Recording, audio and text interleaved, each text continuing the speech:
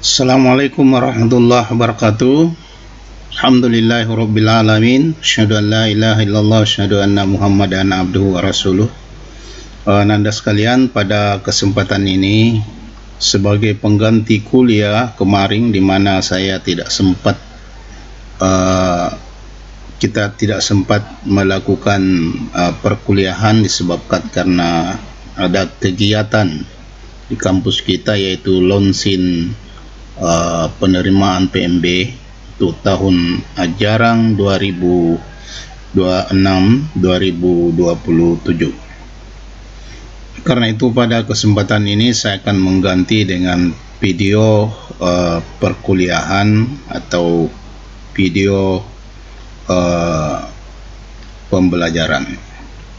Baik, materi kita untuk agribisnis syariah pada kesempatan ini adalah konsep dasar al-hibs ala al-bi'ah dalam Islam.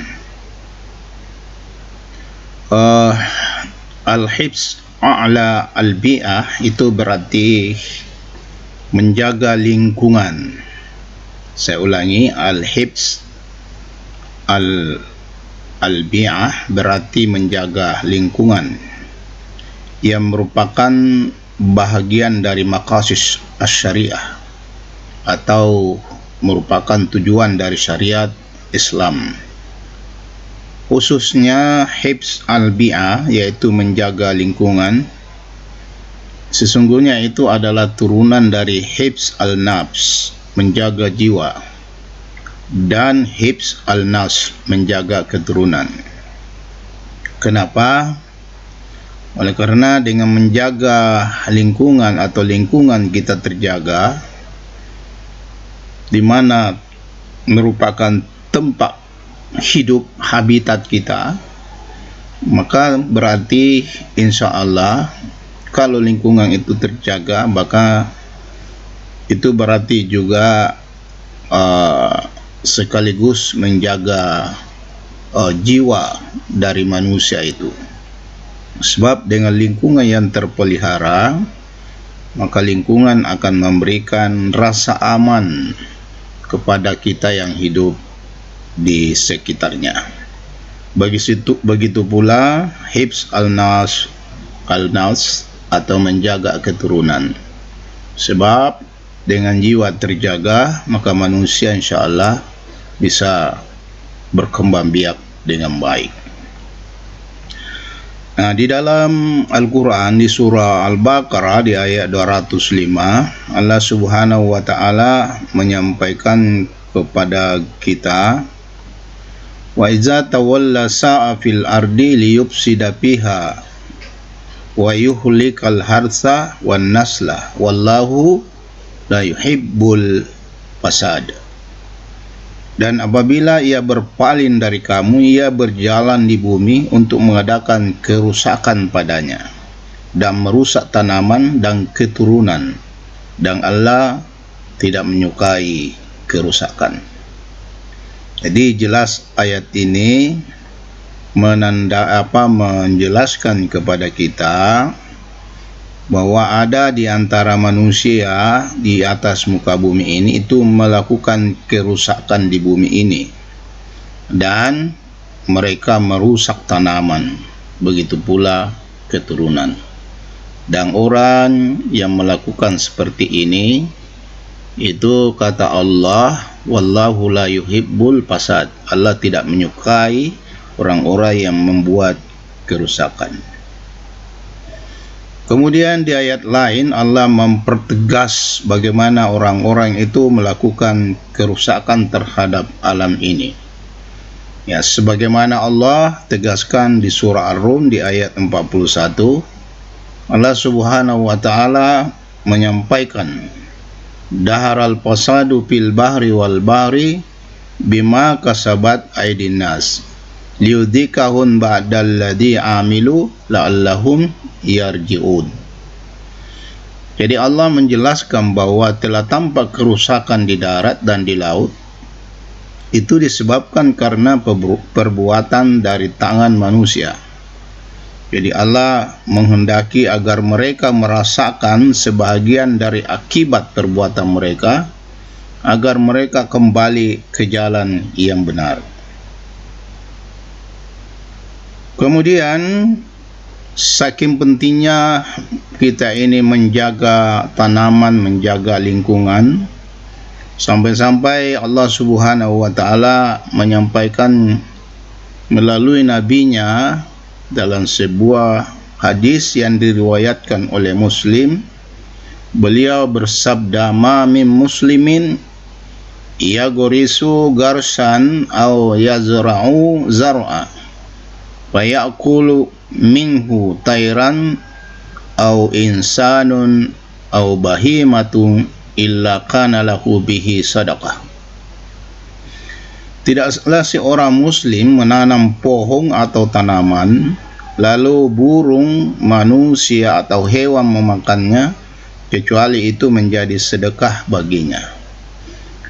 Hal ini menandakan bahwa sebagai seorang muslim itu sangat penting sekali menanam pohon atau tanaman. Tentu termasuk menjaganya.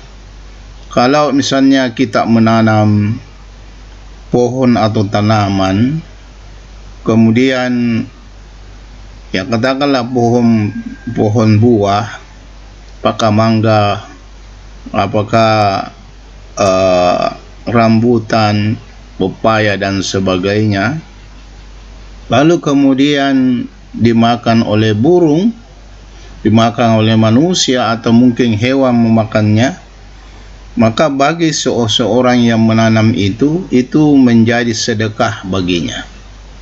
Ini luar biasa ini. Jadi sebetulnya bagi seorang petani yang menanam itu luar biasa pahalanya, karena ketika misalnya berbuah tanamannya lalu dimakan oleh manusia ya, atau hewan atau burung, mungkin ada yang hinggap di situ, maka bagi mereka itu akan mendapatkan pahala sedekah dari apa yang dimakan oleh burung atau manusia itu.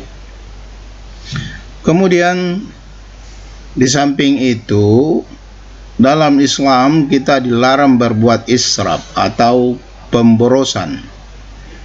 Nah, ini kita bisa baca dalam hadis yang diriwayatkan oleh Bukhari dan Muslim bahwa innallaha kariha lakum salasan, sesungguhnya Allah membenci buat kamu 3 hal. Yang pertama adalah ida'atul mal, yang kedua wa kasratas su', yang ketiga adalah wada'atul mal, yaitu menyia-nyiakan harta, banyak meminta dan menyia-nyiakan harta kalian. Nah, di dalam prinsip-prinsip agribisnis syariah yang berbasis lingkungan, kita mendapatkan adanya konsep khalifah fil ardh.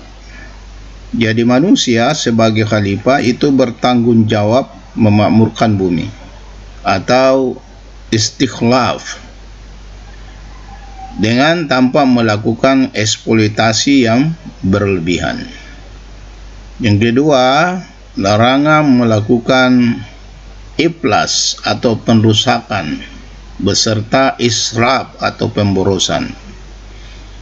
Kalau kita baca di Quran surah Al-A'raf di ayat 31 tentang larangan israf, Allah menyampaikan, ya bani Adam khudz zinatakum inda kulli masjidin wa kulu washrabu wa la tusrifu innallaha la yuhibbul musrifin.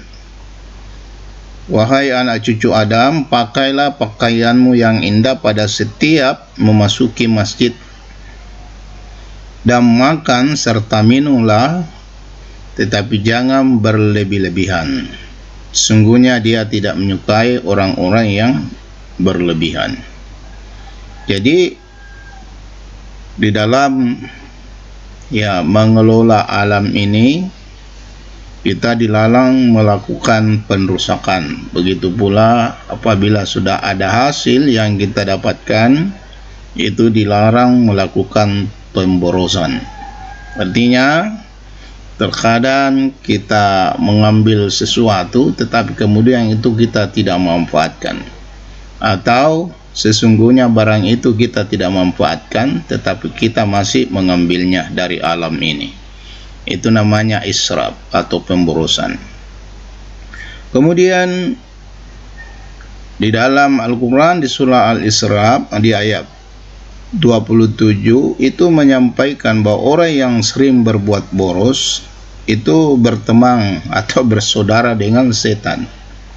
Sebagaimana Allah sampaikan, innal mubazzirina kanu ikhwana syayatin wa kana syaitanu lirabbih kafura. Sungguhnya para pemboros itu adalah saudara-saudara setan, dan setan itu sangat ingkar kepada Tuhannya. Kemudian di dalam Islam menganut juga prinsip mizan atau keseimbangan ekologis, ya. Di surah Ar-Rahman disampaikan mulai dari ayat 7 sampai 9, was-sama rafa'aha wa wada'al mizan alla tatagaw fil mizan. Jadi, dan langit telah ditinggikannya dan dia ciptakan keseimbangan agar kamu tidak melampaui batas. Jadi sebagai seorang Islam, maka kewajiban kita bagi kita untuk senantiasa menjaga keseimbangan alam ini. Ya, tidak boleh dirusak. Ya, tidak boleh dirusak. Apalagi mengeksploitasi berlebihan sehingga menimbulkan kerusakan di alam yang pada akhirnya itu akan menimpa kita juga sebagai manusia. Dan ini sudah banyak kita lihat, pentas kejadian yang terjadi di sekitar kita, di tanah air kita, di mana ketika alam itu rusak, apabila mengambil sesuatu melampaui batas kemampuan alam, maka alam kemudian memberikan reaksi negatif dengan menjadikan dirinya sebagai sumber petaka yang bisa menghancurkan segalanya. Kemudian implementasi SDGs Islami dalam agribisnis. Yang pertama, untuk konsep Islami ada namanya hismal. Ya, jadi di dalam agribisnis ini bisa kita terapkan maqasid syariah, yaitu hifz al-mal, menjaga harta. Kemudian hifz an-nafs, menjaga jiwa. Kemudian hak al-masyirat, yaitu hak atas air yang ada di atas muka bumi ini. Kemudian implementasi secara nyata dalam pengelolaan agribisnis syariah. Bagi kita di pertanian ada namanya pertanian organik. Pertanian organik ini itu sesuai dengan hadis larangan menyanyiakan tanah. Kenapa? Karena dengan pertanian organik ini maka tanah atau lahan tempat kita melakukan budidaya itu bisa terjaga. Bisa terjaga kesuburannya, bisa terjaga kondisinya, sehingga lahan itu bisa berkelanjutan. Dalam istilah pertanian adalah ada namanya sustainable agriculture, ya. Jadi sesuai hadis larangan, yaitu menyiapkan tanah. Begitu pula Eko Fatwa ya. Dan ini sesuai dengan fatwa MUI tentang pelestarian satwa langka. Kemudian didorong untuk melakukan wakaf lingkungan, yaitu wakaf hutang atau sumber air untuk pertanian berkelanjutan. Lalu bagaimana model pertanian Rasulullah Sallallahu Alaihi Wasallam? Di dalam model pertanian Rasulullah Sallallahu Alaihi Wasallam ada namanya praktek al-muzara'ah, yaitu bagi hasil pertanian tanpa eksploitasi. Kemudian al-igras atau penghijauan, di mana hadis perintah untuk menanam pohon meski kiamat hampir tiba. Kemudian dalam agribisnis modern berbasis syariah, sekarang ini ada namanya sertifikasi halal dan thayyib yang mencakup aspek lingkungan, bahkan semua prosesnya, mulai dari proses penanaman sampai hilir, yaitu proses pengolahan produk itu harus tersertifikasi halal dan thayyib. Kemudian ada namanya green sukuk, yaitu untuk pembiayaan pertanian berkelanjutan. Cuma memang ada tantangan dan yang akan kita hadapi ya. Begitu pula tentu ada solusi yang bisa kita lakukan. Tantangan akan terjadi konflik kepentingan ekonomi dengan kepentingan ekologi. Ya, sebab pasti orang akan melakukan kegiatan ekonomi, dan tentu yang akan menjadi sasaran itu adalah ekologi atau lingkungan kita. Sehingga di situ akan terjadi konflik kepentingan antara kebutuhan ekonomi dan keharusan kita untuk mempertahankan ekologi kita. Yang kedua, minimnya literasi syariah di kalangan petani kita. Ini sudah ada penelitian yang dilakukan oleh teman-temannya, di mana tentang penerapan agribisnis syariah di kalangan petani kita itu masih kurang sekali. Kemudian tentu ya ada solusi yang bisa kita lakukan, yaitu melakukan integrasi kurikulum ekologi syariah lembaga agribisnis. Nah, seperti di Fakultas Pertanian ini ada namanya agribisnis syariah, sehingga insya Allah lambat laun para mahasiswa menyadari betapa pentingnya pengelolaan agribisnis kita itu secara syariah, sehingga bukan hanya kita mendapatkan manfaat ekonomi dalam pengelolaan agribisnis syariah, tapi juga insya Allah kita akan mendapatkan manfaat kebaikan amal. Sebab sesuatu yang dikelola sesuai dengan syariat agama kita, itu insya Allah akan diberikan pahala di sisi Allah Subhanahu wa Ta'ala. Kemudian insentif fiskal syariah untuk usaha ramah lingkungan. Saya kira ini tentu salah satu usaha yang dilakukan agar orang untuk berusaha untuk melakukan pengelolaan agribisnis sesuai dengan prinsip-prinsip ramah lingkungan.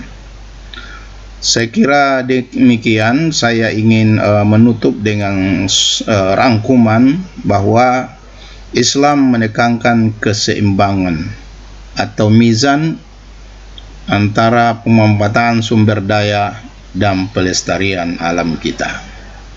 Kemudian SDGs Islami itu mengintegrasikan maqasid syariah dengan pembangunan berkelanjutan.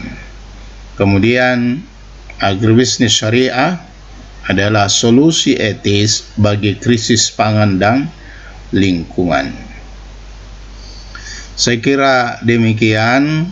Saya ingin menutup dengan sebuah ayat di surah Hud di ayat 61, bahwa Allah berfirman, huwa ansa'akum minal ardi wasta'markum fiha.